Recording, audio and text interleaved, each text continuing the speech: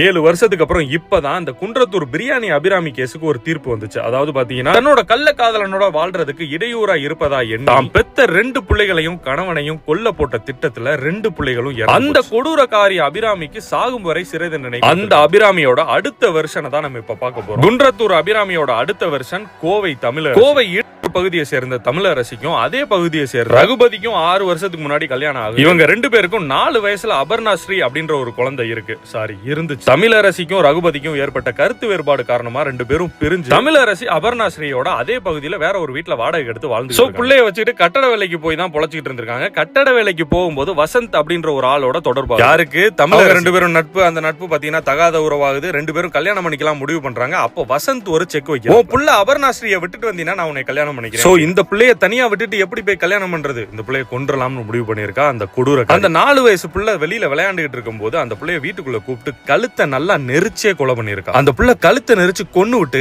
நல்லவ வேஷம் போட்டுக்கிட்டு அந்த பிள்ளை திடீர்னு மயங்கிருச்சுன்னு சொல்லி அழுதுகிட்டே ஹாஸ்பிட்டல்ல போய் சேர்த்து கோவை அரசு மருத்துவமனையில அந்த குழந்தைய கூட்டிட்டு போன உடனே அந்த டாக்டர்ஸ் செக் பண்ணிட்டு குழந்தை ஆல்ரெடி இறந்துருச்சுமான்னு சொல்லி குழந்தை இறந்துருச்சுன்னு சொன்ன உடனே அந்த குழந்தை முன்னாடியே இறந்தது இதுக்கு தெரியாத மாதிரி அப்படி நாடகம் ஆடி கதறி அழு. இந்த ஒரு விஷயம் அபர்ணாஸ்ரீயோட அப்பா ரகுபதிக்கு தெரியும். தன்னோட இறந்த குழந்தைய வந்து பார்த்த ரகுபதி சொல்றாப்ல, என்னோட குழந்தையோட மரணத்துல மர்மம் இருக்கு. என் குழந்தை தன்னால செத்துருக்க வாய்ப்பு இல்ல. இந்த தமிழரசி தான் யாரோடயோ சேர்ந்து என் குழந்தைய கொன்றுக்கா அப்படின்னு சொல்லி போலீஸ்ல கம்ப்ளைண்ட் கொடுக்குறாங்க. அந்த கம்ப்ளைண்ட வச்சுட்டு தமிழரசியை ரொம்ப தீவிரமா விசாரிக்கிறாங்க. ஒரு கட்டத்துல வேற வழியே இல்லாம தமிழரசி உண்மையை பாத்தீங்களா, கள்ளக்காதலனுக்காக பிள்ளைகளை கொண்ட அந்த அபிராமியோட தீர்ப்பு வந்து 2 நாள்ல இந்த ஒரு சம்பவம் நடக்கும். இவளுக்கும் அதே மாதிரியே சாகும் வரை சிறை தண்டனை கொடுத்தா கரெக்டா இருக்கும்னு எனக்கு தோணுது.